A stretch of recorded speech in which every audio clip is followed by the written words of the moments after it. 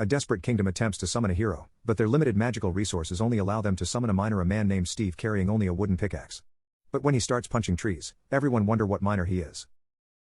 I must admit, when I first used my magic to summon a suitable hero, I was confused when it summoned a normal person. I mean, he may have been made of many meaty cubes, but he didn't display any abnormal traits otherwise. When I ran the mana test, he turned out a flat 0 and all other tests suggested he was just an above normal human.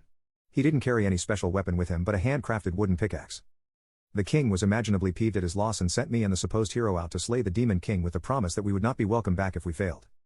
So me and the hero set out. He seemed to want to beeline straight for the forest, which was odd considering that he had no equipment.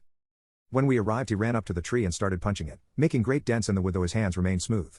He felled the tree, which seemed to confuse him, before breaking the rest of the tree into equal partitions and rummaging in the leaves for a number of sticks.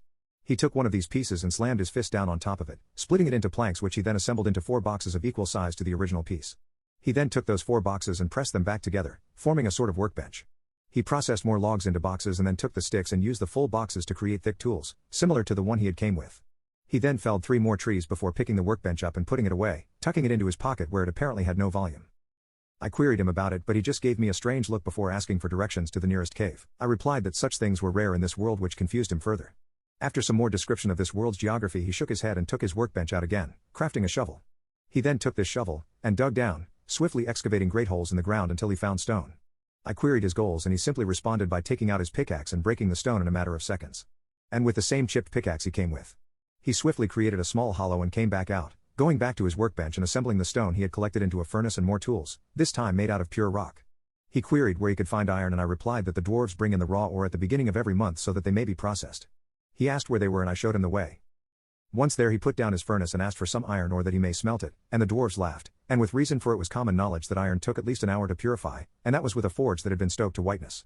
But nevertheless the hero persisted and ended up making a bet that he could smelt the iron in under 5 minutes.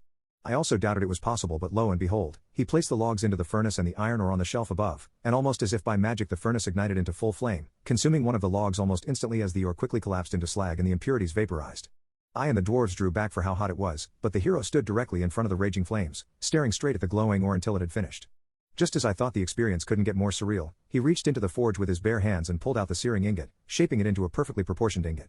The dwarves gave him the agreed prize and asked if they may purchase the forge off of him. He agreed and used the remaining coin to purchase more iron ore, which he quickly smelted before placing down his crafting bench and quickly hammering the iron into usable tools and armor within seconds with his own 2 hands. The dwarves and the blacksmith, who had been drawn by the excited yelling, all reeled in shock, for performing such a task on a simple wooden bench, and without the aid of the fire and the water, was considered impossible. He then did something that seemed nigh impossible. He took one of the sticks, rough, unpolished, unoiled, almost exactly as he had taken it from the tree, and 2 ingots, and created a sword. The handle was now as smooth as could be, and the blade was sharp enough to cut through grass without any friction. The surrounding audience fell speechless, for this was trickery and witchcraft, and even myself wondered if it was, even with my knowledge of his abysmal mana scores. He then slipped on his armor and packed up his workbench before saying something about building a shelter before night fell. I asked what he was afraid of and he explained how in his world the night beckoned forth the summoning of hundreds of undead creatures. I explained that such a thing did not occur in this world and he gave me that confused look again. He then shook it off and asked in which direction the Demon King's castle was. I explained that it was at least a week's trip west, faster if you used magic, and he simply looked west and started running. I summoned a broom and followed him, but he ran incredibly fast, faster than I had ever seen before. And he never stopped running.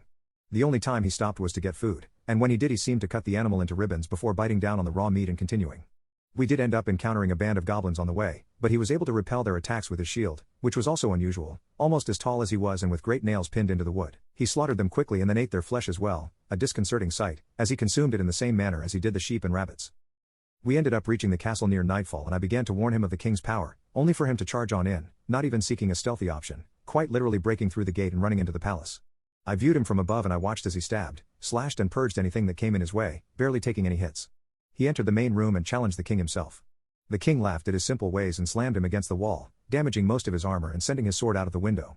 My heart sank, afraid that I may never return to the palace, but then something strange happened. He took some meat and devoured it, his wounds healing nigh instantly. In lack of a weapon he ran up to the Demon King and punched him. I assumed that is what happened, for his arm drew back and his fist made contact with the king's stomach, but what punch would be capable of blowing a hole through the king's stomach? What punch would tear the air itself apart? What punch would cause the castle to collapse as if it were a house of cards? And what man, driven by the knowledge that there is evil to be defeated, would set out so readily, and perform such acts that he may be referred to as a chosen one, would be able to survive such a catastrophe? Well, I thought as I brought my broom down towards where the throne room used to be, Maybe it's this man. I stepped down from my broom and looked around. Maybe he had found an air pocket? Maybe he would find some secret passageway in the midst of all this rubble? And then I heard the sound of clanking metal behind me and a silvery arc of iron broke out from the stonework. A hand soon followed and the hero pulled himself out of the wreckage, unscathed, and holding a slice of beef in his left hand. Why, your people's building skills are absolutely horrible. I could build something better than this.